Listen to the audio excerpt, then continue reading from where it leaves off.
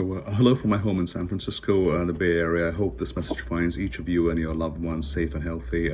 Although we're unable to gather in person, I'd like to recognize the Science from Scientists team for quickly pivoting and finding a way for us to connect and support a great cause virtually. By way of introduction, my name is Joydeep Ganguly. I'm the Senior Vice President of Corporate Operations at Gilead Sciences.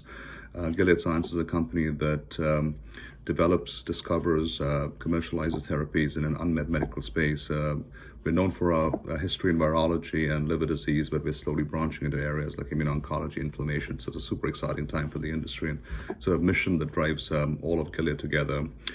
Today I'll keep my comments brief, and I just wanted to just talk a little bit about what I was going to say live in terms of the importance of STEM, why we should care, and what we should or what we could do a little bit to further the mission.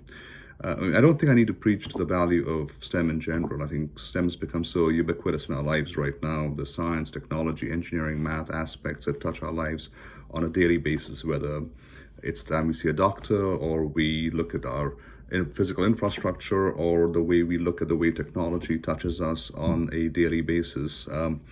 I think what is intriguing about STEM right now is the way it's evolved from being very early on a very clear-cut delineated approach towards science and engineering and math to a interdisciplinary fusion of these sort of disciplines that's creating unbridled value, that's creating tremendous inspiration, that's redefining the job descriptions within organizations, the curricula within universities.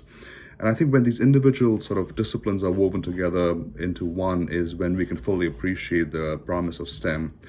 I do recognize that I'm speaking in the backdrop of a terrible global pandemic that's sort of redefining everything we do. But this global event like the pandemic that we're currently experiencing is also giving us some pause and time to reflect that what STEM also provides us is a huge source of optimism and hope.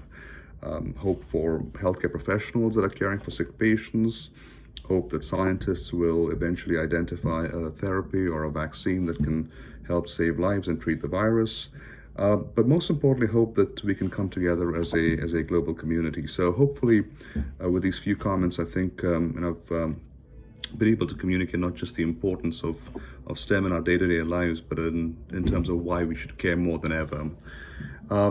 In terms of what we can do, I think our young people are learning so much as a result of the pandemic. I'm a parent of a 6-year-old and 3-year-old, and I can see the evolution occurring in their own heads.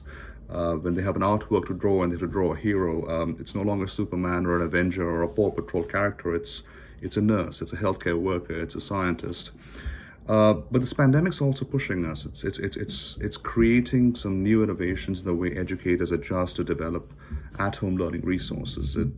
It's stretching us out right now in terms of how families can come together in this uncertain time.